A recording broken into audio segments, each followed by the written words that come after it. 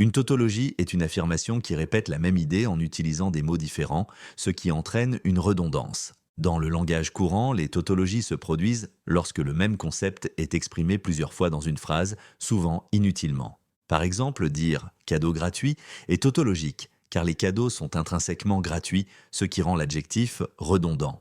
En logique, une tautologie fait référence à une formule ou une affirmation qui est vraie dans toutes les situations possibles, quelles que soient les valeurs de vérité de ses opposants. Les tautologies logiques sont importantes car elles représentent des vérités immuables et universelles. Le terme tautologie provient des mots grecs toto, qui signifie le même, et logos, qui signifie mot ou idée. Il était initialement utilisé pour décrire la redondance rhétorique dans le langage, où les affirmations répètent ce qui a déjà été dit sans ajouter de nouveaux sens. Au cours du XXe siècle, des philosophes comme Ludwig Wittgenstein ont introduit la tautologie dans le domaine de la logique formelle. Dans ce contexte, elle décrit des propositions qui sont intrinsèquement vraies en raison de leur structure plutôt que de leur contenu. Par exemple, une affirmation comme soit il pleuvra demain, soit il ne pleuvra pas demain est une tautologie car elle couvre toutes les possibilités, ce qui la rend universellement valable. Les tautologies ont été largement étudiées en philosophie, en linguistique et en logique, car elles révèlent les limites entre une communication significative et une communication redondante. Bien qu'elles puissent parfois servir des objectifs rhétoriques ou stylistiques, elles sont souvent critiquées pour leur manque de substance ou leur incapacité à transmettre de nouvelles informations. Un exemple courant de tautologie dans le discours quotidien est la phrase « je l'ai entendu de mes propres oreilles ». Cette affirmation est redondante car l'audition implique intrinsèquement les oreilles, ce qui rend la locution de mes propres oreilles inutile. Malgré sa redondance, de telles expressions sont souvent utilisées pour l'emphase ou l'effet stylistique. En littérature, les tautologies peuvent parfois améliorer le rythme ou créer une répétition dramatique.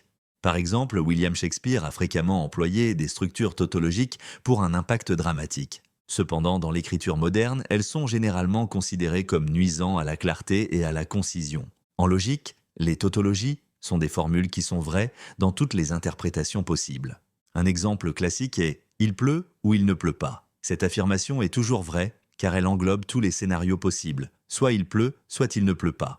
Ces tautologies logiques sont un outil précieux dans le raisonnement car elles fournissent une base stable pour construire des arguments valides. Un troisième exemple de tautologie peut être trouvé dans la publicité, où des slogans comme « nouvelle innovation améliorée » répètent souvent des idées inutilement. Le mot « innovation » implique déjà la nouveauté et l'amélioration, ce qui rend les adjectifs supplémentaires redondants. Bien que cette forme de tautologie puisse attirer l'attention sur un produit, elle manque souvent de précision et peut entraîner une confusion sur le message réel véhiculé. Les tautologies, qu'elles soient dans le langage ou dans la logique, sont fascinantes car elles mettent en évidence la frontière entre une communication significative et une communication redondante. Dans le discours quotidien, elles peuvent nuire à la clarté et à l'efficacité, bien qu'elles puissent parfois servir des objectifs stylistiques ou emphatiques. En logique, cependant, les tautologies jouent un rôle important dans l'identification des vérités universelles et la validation des arguments. Comprendre les tautologies aide les individus à affiner leurs compétences en communication,